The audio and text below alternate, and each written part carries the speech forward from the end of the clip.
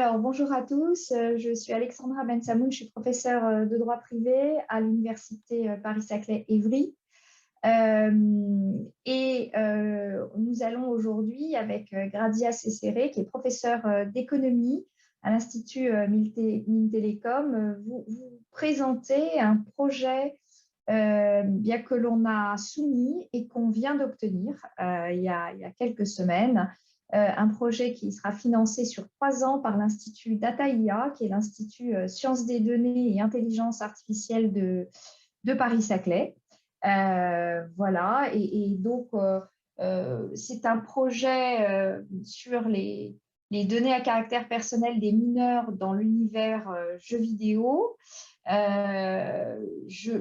est donc soutenu par nos institutions également, mais qui sera principalement, vous allez le voir, financé par l'Institut Data-IA. Donc, je me réjouis d'être aujourd'hui avec vous, puisque j'arrive sur le périmètre d'Évry depuis cette année seulement, même si j'ai été sur le périmètre Paris-Saclay pendant 10 ans précédemment. Donc, voilà, j'ai un petit peu bougé entre-temps et puis je suis revenue à la maison, comme on dit.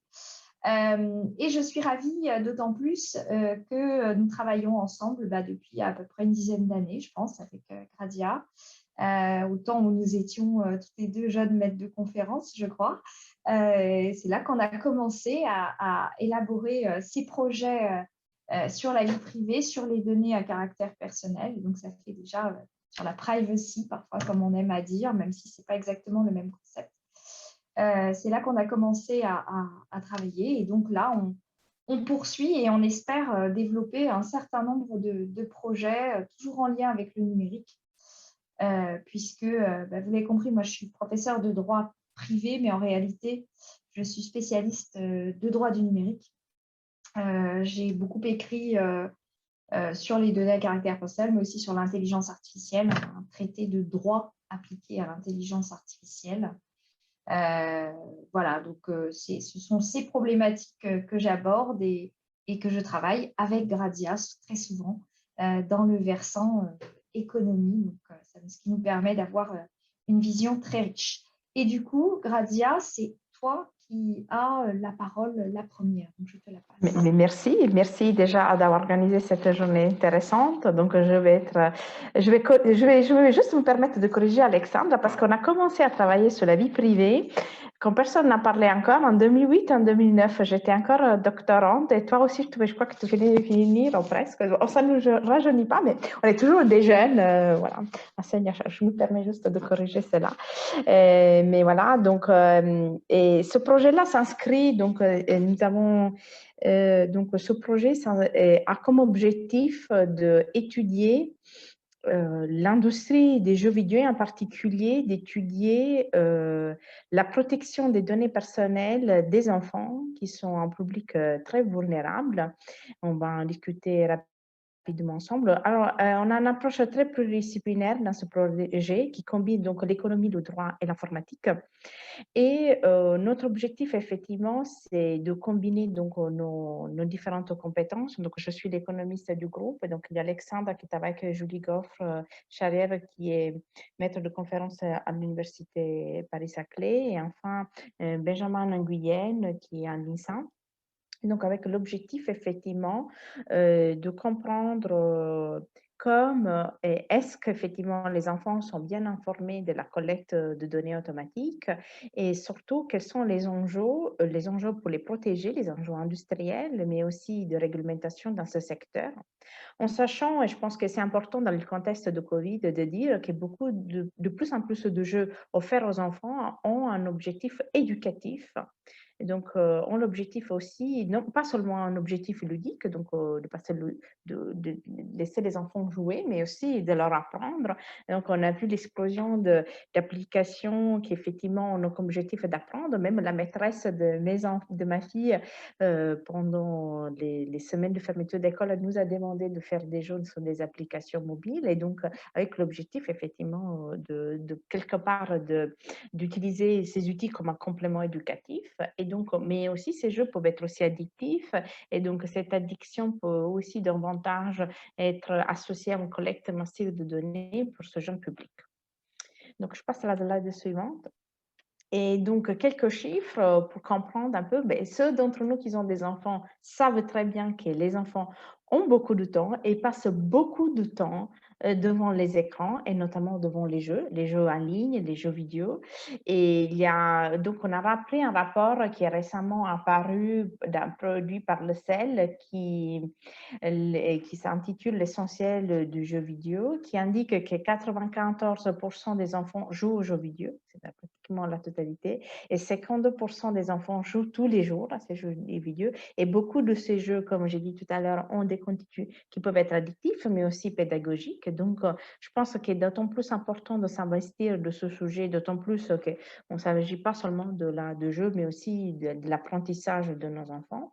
Et ces jeux en ligne peuvent collecter automatiquement des données personnelles.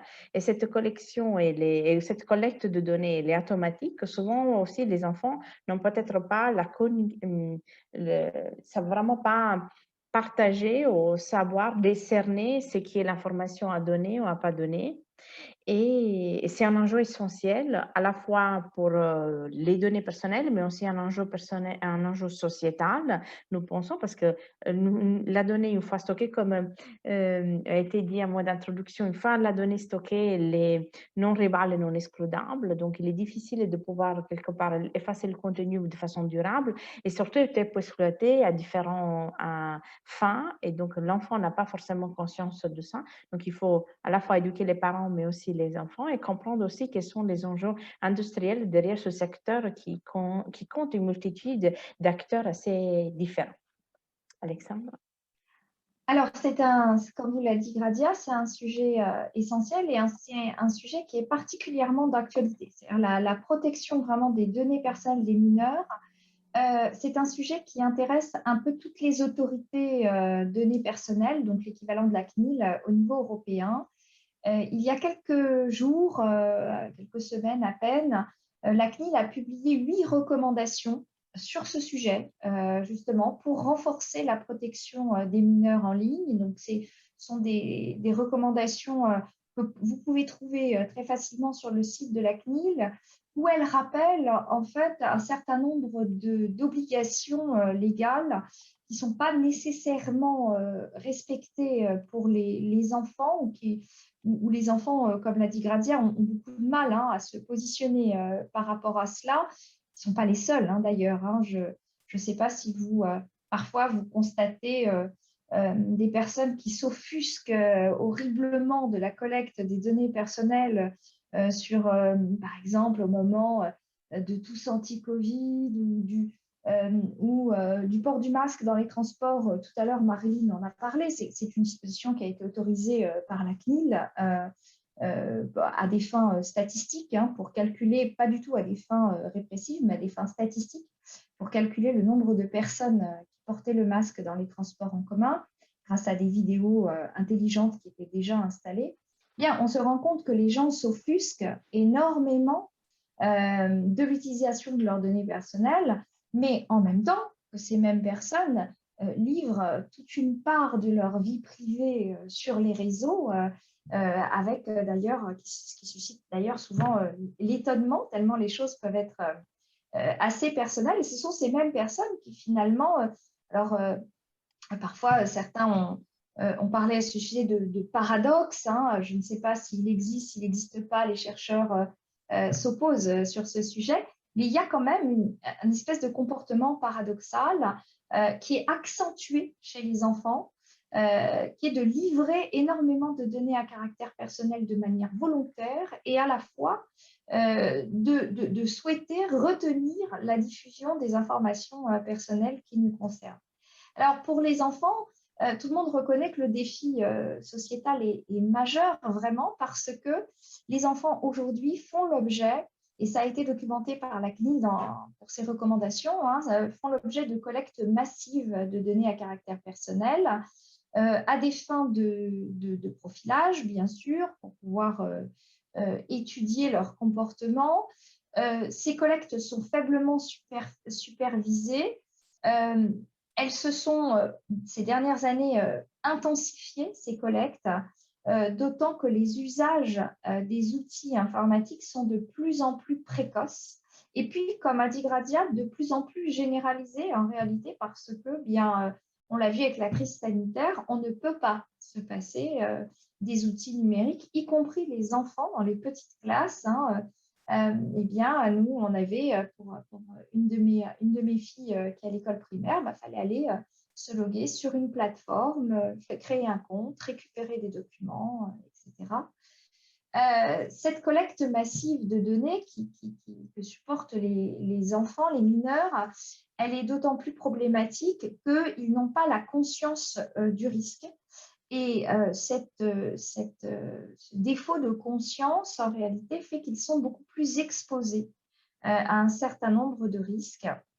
Et puis enfin, la CNIL ne le pointe pas nécessairement de manière prioritaire, mais quand même, il faut noter que se développent beaucoup des comportements addictifs liés à l'utilisation alors des jeux vidéo et puis de manière générale des réseaux, des réseaux sociaux numériques, ce qui du coup nous fait basculer sur le thème non plus seulement de la protection des données à caractère personnel, mais aussi de la protection de la santé des mineurs. Comme je vous l'ai dit juste avant, introduisant ce thème, les initiatives pour protéger et pour alerter sur le caractère massif de la collecte de données personnelles des mineurs, les initiatives sont multiples au niveau international pour sonner l'alerte. Vous avez l'ONU qui a adopté ce qu'on appelle une observation générale sur les droits de l'enfant en relation avec l'environnement numérique, dans laquelle il y a un paragraphe sur les jeux vidéo et sur l'utilisation des données à caractère personnel des enfants. Et puis, tout comme la CNIL française a publié il y a quelques jours ses recommandations, eh bien, toutes les autres autorités données personnelles européennes, alors j'y ai inclus, pardon, l'autorité britannique, mais qui n'y est plus, mais bon, qui par tradition quand même conservera un droit très proche d'une autre. Mais l'autorité britannique a publié un code de l'âge, justement, pour renforcer la protection des données à caractère personnel pour les enfants. En Irlande, il y a eu la publication des 14 principes fondamentaux pour une approche du traitement des données centrée sur l'enfant. Donc, ce défi sociétal, on se rend compte que c'est un défi qui est à l'échelle européenne, c'est-à-dire qu'il y a une réelle inquiétude sur l'exploitation des données à caractère personnel des enfants sur les réseaux et notamment dans l'environnement jeux vidéo. Je te laisse la parole, Gradia. Et donc, la collecte de ces données personnelles, donc, elle est régie et régulée en Europe par l'RGPD, qui a un droit d'oubli renforcé pour les enfants. Alors déjà, la régulation européenne pour l'enfant, elle était déjà un peu plus stricte que dans les autres pays. Donc, l'RGPD, quelque part, a renforcé ce type de régulation. Et aux États-Unis, en particulier, une régulation qui est très stricte concernant les enfants, une régulation qui s'appelle COPPA, qui est la régulation spécifique pour protéger la vie privée des enfants, qui protège donc tous les enfants aux États-Unis de l'âge de 0 à 13 ans et qui donc s'applique à toutes les entreprises, un peu comme notre règlement européen, à toutes les entreprises qui commercialisent des produits qui s'adressent aux enfants, donc tous des qui concernent donc qui va donc d'objets connectés ou effectivement jeux en ligne. Et ce qu'on regarde, en fait, c'est que les entreprises qui opèrent dans ce secteur sont extrêmement variées. On va de l'éditeur de jeux classiques, donc que tout le monde s'attend d'avoir. On a des maisons d'édition, qui inventent donc de contenu éducatif. Il y a des développeurs d'applications d'éducation, il y a le développeur un peu comme on l'imagine qui développe pour son jeu dans son coin, mais il y a aussi des pour players, donc c'est aussi des développeurs donc, de jeux qui donc, se concentrent exclusivement sur les enfants. Donc, on voit qu'effectivement, il y a un panoplie différente d'entreprises et donc ce qui complexifie quelque part aussi l'analyse de ce type de marché parce qu'effectivement, on n'a pas un acteur simple, on a plusieurs acteurs, c'est très éclaté et donc il est important aussi que les informations peuvent être collectées à plusieurs centres. Donc, on n'a pas un Facebook des enfants ou un Snapchat des enfants,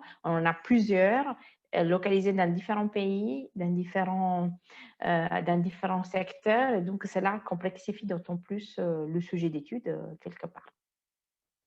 Alexandre. Alors du coup, comment on va organiser notre recherche?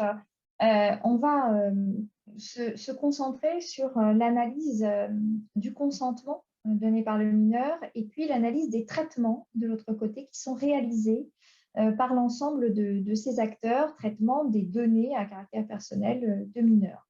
S'agissant du consentement, on vous a indiqué les questions qu'on va se poser et auxquelles on va essayer de répondre. D'abord, bien sûr, d'un point de vue juridique, qu'est-ce que le consentement d'un mineur? Comment appliquer le RGPD aux jeux en ligne? Pour une raison qui est simple, c'est que le RGPD prévoit pour le mineur de 15 ans, donc il n'a pas atteint 15 ans, donc un double consentement, c'est-à-dire que le parent doit aussi consentir en même temps que le mineur. Le mineur ne peut pas consentir seul dans ce type de service en ligne. Et alors, ici, eh bien, il va falloir qu'on vérifie que c'est le cas. Évidemment, vous imaginez bien qu'il y a plein de façons de détourner et de ne pas respecter ce double consentement. Et puis, même en s'attachant juste à la notion de consentement, qu'est-ce que ça veut dire consentir pour un mineur? Quelle conscience il a, avec quelles conséquences. Et même chose pour les parents, parce que c'est vrai qu'on a vu dans l'étude notamment du CEL, hein, si les parents sont quand même assez méfiants vis-à-vis des jeux vidéo, et puis à la fois, c'est des comportements, ils laissent faire. C'est devenu tellement courant, hein, un enfant qui joue aux jeux vidéo. Alors c'est vrai que parfois, ils interdisent certains jeux, mais finalement autorisent en contrepartie un autre jeu qu'ils considèrent comme moins nocif pour l'enfant. On fera également un panorama des législations étrangères sur la notion de consentement. Et puis, on va comparer aussi ce consentement exigé dans le RGPD au consentement contractuel, parce que ce n'est pas le même, c'est pas le même consentement que celui qu'on donne en matière de contrat, tout simplement. On va regarder quelles sont les solutions qui sont mises en œuvre actuellement pour recueillir ce consentement, qu'il soit simple ou qu'il soit doublé du consentement parental, et on va voir si ces solutions sont satisfaisantes. On analysera bien sûr les traitements, c'est-à-dire, on entend hein, au sens du RGPD par traitement toute opération en réalité, de la collecte jusqu'à l'effacement sur une donnée à caractère personnel.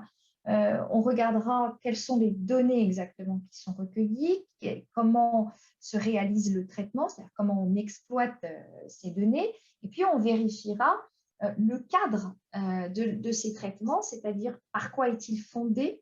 Tout traitement de données à caractère personnel doit avoir un fondement. On appelle ça la licéité du traitement. Quand on dit que le traitement doit être licite, ça veut dire qu'il doit être fondé sur un des cas d'ouverture qui sont permis par le RGPD, qui a été transposé bien sûr dans la LIL, dans la loi informatique et liberté.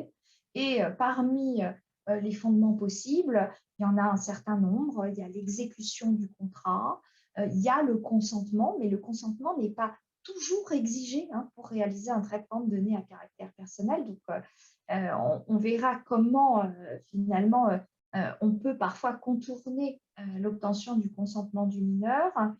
On verra également quelles sont les finalités du traitement de données à caractère personnel, puisque en amont de la réalisation d'un traitement, le responsable du traitement doit déterminer les finalités, c'est-à-dire les objectifs précis du traitement, et il ne peut pas modifier ces finalités en aval. C'est-à-dire que quand on a un stock de données, on ne peut pas dire bah, tiens, ce stock de données me servirait bien à faire tel autre usage. Non, c'est au moment de la collecte, en réalité, au début, en amont, qu'on détermine les finalités du traitement.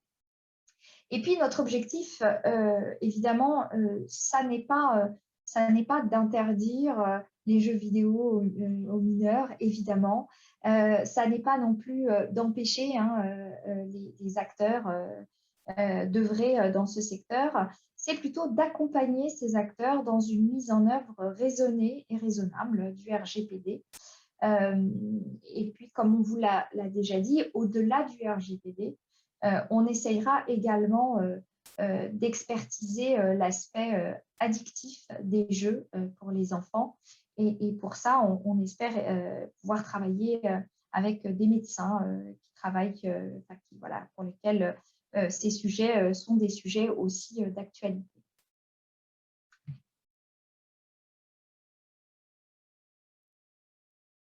Ton micro.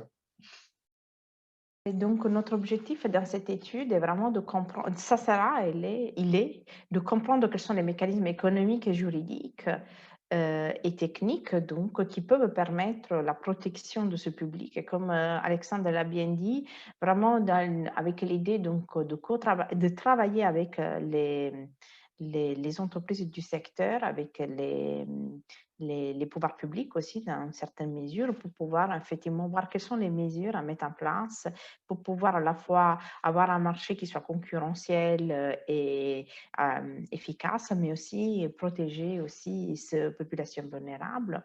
Et donc, il y a un problème de l'intérêt du mineur qui doit être évidemment mis en avant avec l'encadrement du recueil du consentement. Et il y a aussi beaucoup de recherches en computer science sul type de design, de type de technologie utilisée pour demander ce consentement. Et il faudra encadrer effectivement le traitement de contenu de ces informations, mais il y a aussi un intérêt du secteur public en termes d'implication de politique publique. C'est à la fois pour à la fois simplifier le recueil de consentement, mais aussi de permettre, lorsque possible, le traitement des données.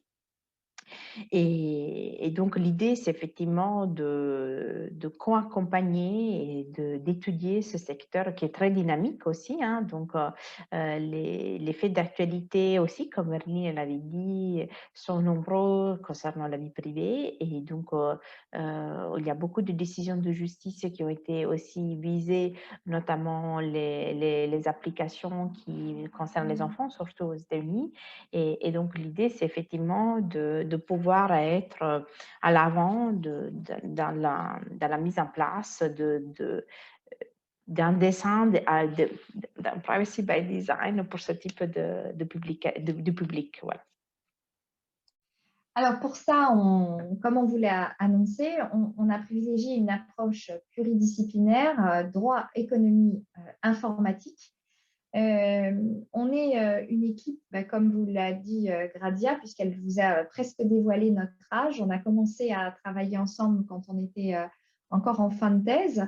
Et donc, on a, c'est vrai, l'habitude de travailler en collaboration. On l'a déjà fait sur des projets, que ce soit les projets ISN, Institut Société Numérique, qui a préfiguré Data IA, que ce soit des ANR, certains qui sont encore en cours, des projets avec la MSH également.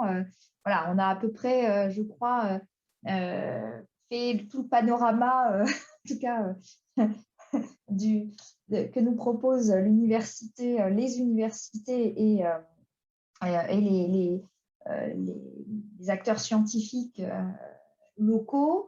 On s'est associé pour cette recherche à un certain nombre de partenaires de premier plan, vous le voyez. D'abord, l'association e-enfance, qui est reconnue d'utilité publique et qui travaille justement sur ces questions de protection de l'enfant sur les réseaux numériques. On travaillera évidemment avec la CNIL. La CNIL est un partenaire privilégié dans les contrats qu'on a déjà, notamment dans l'ANR qu'on a en cours. On travaille encore avec la CNIL sur les chartes de privacy également.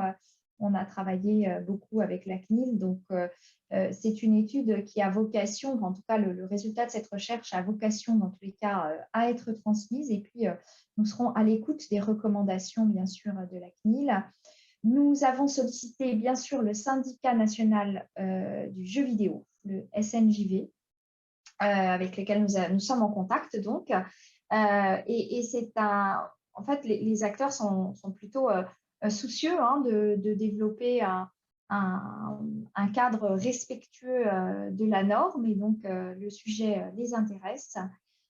On va travailler, et ça c'est également quelque chose de très important, on va travailler avec l'association qui s'appelle les Maîtres du Game. Ce sont des avocats qui travaillent dans le secteur du jeu vidéo. Et puis, nous avons obtenu le soutien de l'Obvia, certains d'entre vous doivent connaître, c'est l'Observatoire sur l'intelligence artificielle, qui est un observatoire international qui est hébergé à l'Université Laval au Québec et dont moi-même je suis membre. Donc, voilà, l'Obvia nous apportera son soutien sur ce projet. Et nous avons obtenu le soutien du député Masseglia, avec lequel nous avons déjà travaillé justement sur le jeu vidéo, et qui est président du groupe d'études jeux vidéo à l'Assemblée nationale, et qui viendra faire le workshop, le séminaire introductif, justement, pour montrer tout l'intérêt des pouvoirs publics sur ce thème de recherche. La méthode, je te laisse, Gradia, la développer. Oui, et donc nous avons utilisé des méthodes multiples. Donc en économie, tout d'abord, nous allons essayer d'utiliser des données originales pour comprendre effectivement comment les données sont collectées et l'existence, essayer de comprendre s'il existe des externalités négatives dans la divulgation des données. C'est un enjeu en soi-même très compliqué en économie pour les économistes qui sont autour de la table, mais donc on pense que c'est extrêmement important. Et donc, on va aussi essayer, en coopération avec l'équipe informatique et aussi avec Alexandre et son équipe, essayer de travailler sur des architectures de privacy by design qui semblent essentielles pour ce public qui est vulnérable. Et ainsi, on a intérêt particulier sur essayer d'utiliser des données pour mettre en place ce qu'on appelle la differential privacy. On pense que c'est une méthode qui devient de plus utilisé aussi par les économistes. Et donc, je pense que c'est la bonne. On espère vraiment de pouvoir utiliser cette méthode avec les données que nous allons pouvoir analyser et qu'on pense est indispensable aujourd'hui. Pas seulement là, pour le coup, c'est un développement méthodologique qui va au-delà des enfants, seulement pour les enfants, mais qui peut être appliqué aussi dans d'autres contextes. Et évidemment, l'importance aussi de proposer de la mise en conformité du traitement qui est indispensable, dont les juristes vont sûrement nous aider et mener en avant ce type de travail. Et donc, la nôtre est donc une recherche innovante déjà parce qu'on a ce cadre pluridisciplinaire et donc on veut effectivement étudier des données qui sont originales. Donc, on a déjà un peu un jeu de données, mais on voudrait avoir d'autres types de données à compléter ce que nous avons déjà collecté depuis un certain nombre d'années parce qu'on a commencé déjà à travailler dans cette industrie depuis longtemps. Et donc, on va maintenant compléter nos données avec un traitement un peu plus sophistiqué aussi, notamment avec la differential privacy. Et nous avons comme objectif donc de rédiger des articles, évidemment, en comité de lecture, mais pas forcément aussi de la communication plus large public. Donc, pas forcément de la vulgarisation scientifique, mais aussi, comme on l'a dit tout à l'heure, avec un dialogue avec les institutions et avec l'industrie, qui soit de plus en plus fructueux pour nous et pour le secteur. Et en essayant effectivement à la fois d'avoir une priorité scientifique vers la protection et la régulation des données, mais aussi quelque part de pouvoir mettre en avant des implications de politique publique qui nous semblent indispensables dans ce domaine. Alors, comme on vous l'a dit au début, c'est un projet qui est financé par Dataïa sur l'Institut Convergence, hein, Institut Intelligence Artificielle de Paris-Saclay. Nous avons obtenu un financement sur 3 ans, c'est le dernier appel à projet recherche, hein, avec le financement d'une thèse en droit des données à caractère personnel sur ce sujet-là, le financement également d'un postdoctorat en économie des données à caractère personnel, le financement d'un cycle de workshops avec nos différents partenaires. Et c'est là que je vous disais que le workshop inaugural sera pris en charge par le député Masseglia.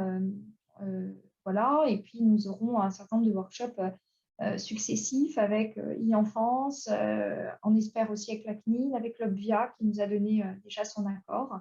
Et puis évidemment, on a obtenu de quoi faire fonctionner et fructifier ce projet par des missions, par l'achat de machines si besoin, par des opérations de communication et de diffusion, etc. Donc ça a été une grande chance pour nous. Enfin, en tout cas, on est ravis d'avoir obtenu ce projet par l'Institut Dataïa. On est ravis d'avoir été choisis. Je pense que l'expérience du travail en commun depuis maintenant, donc plus de 10 ans apparemment, presque 15, a été la clé du succès. Et puis, bah, écoutez, on sera ravis de vous tenir informés de l'avancement de ce projet et même peut-être de venir faire un point à mi-parcours ou de vous vous présenter les recommandations qu'on aura réussi à dégager en fin de projet. Voilà, on vous remercie en tout cas pour votre attention et puis on est à votre disposition pour les questions.